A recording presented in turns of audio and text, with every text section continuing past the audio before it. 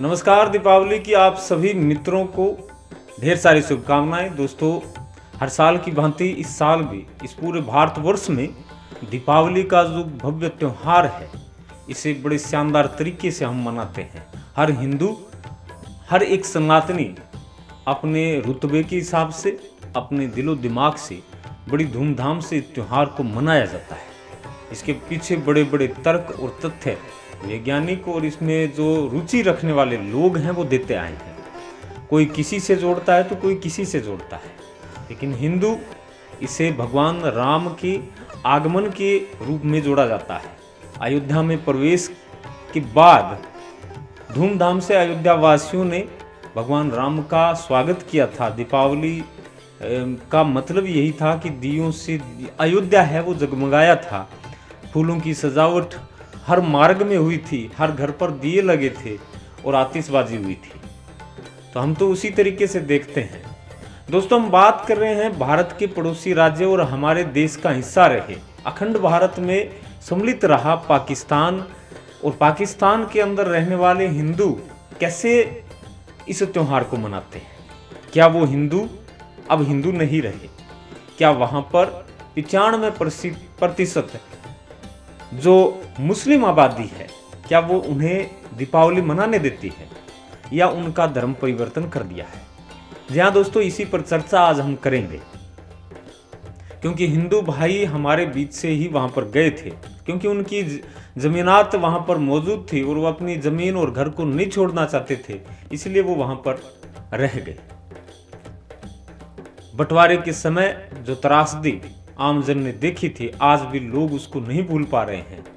ये जो सरहदों का बंटवारा है, ये लड़ाइयाँ हैं, बस उसी बात की गवाह है।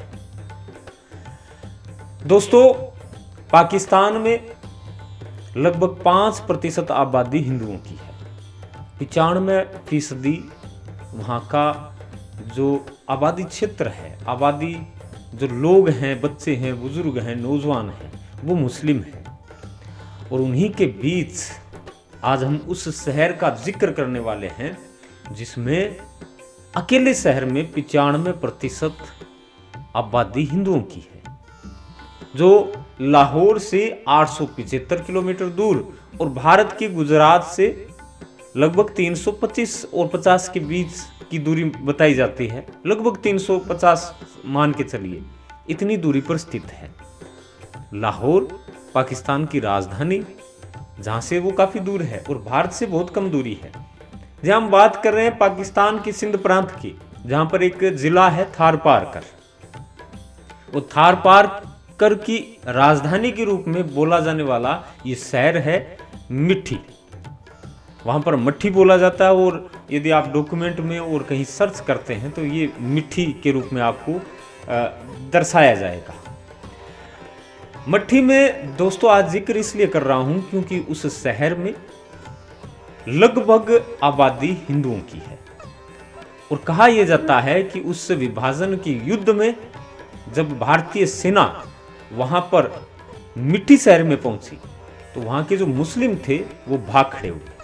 वो अपनी जमीनें, अपने घर छोड़कर लाहौर की तरफ भागे। युद्ध जैसे जैसे खत्म हुआ तो वहां के जो हिंदू थे, हिंदुओं ने उन मुसलमानों को फिर से वहां पर बसाया।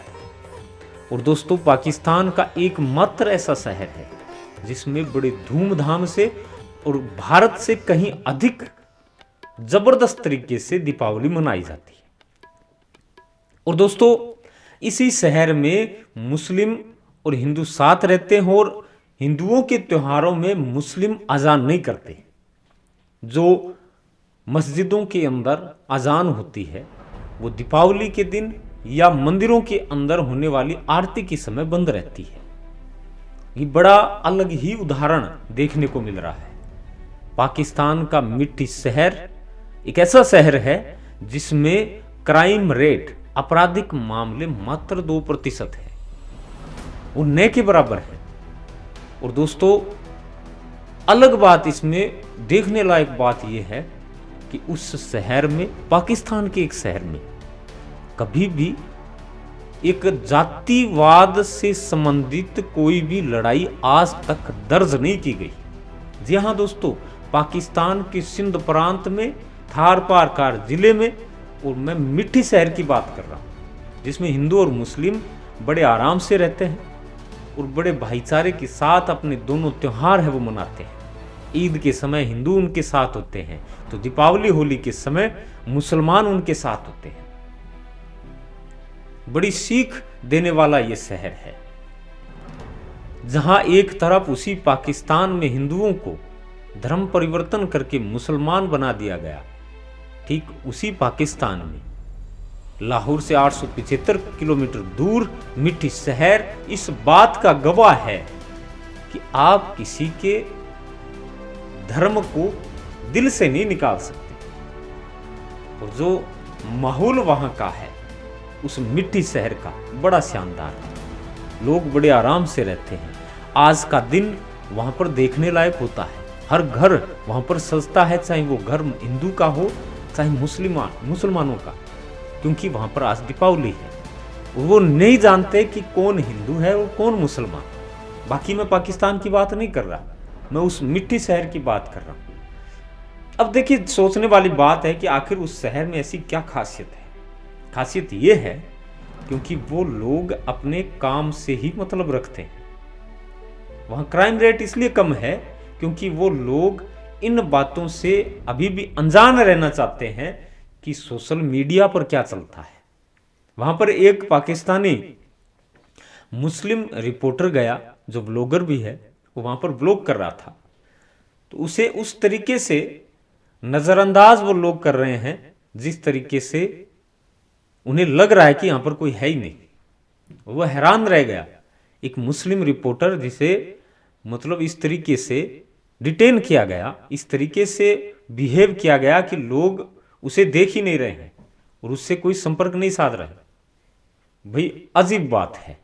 और आज हम उसी भारत में निवास कर रहे हैं जिसमें एक राजनीतिक रोटियों के लिए, अपनी कुर्सी के बचाव के लिए और आने वाले भविष्य का हवाला देकर लड़ाइयां हैं वो करवाई जा रही है। कोई लिख के दे सकता है कि 100% मुसलमान भारत के हिंदुओं को नहीं चाहते, या कोई लिख के दे सकता है कि 100% हिंदू मुसलमानों को नहीं चाहते।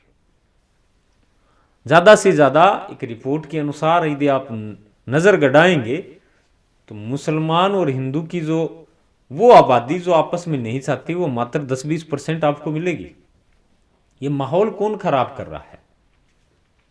ये माहौल वही खराब कर रहे हैं जिन्हें राजनीतिक रोटियां सेकने और अपनी पार्टी का कद एक जाति विशेष पर बढ़ाना हो।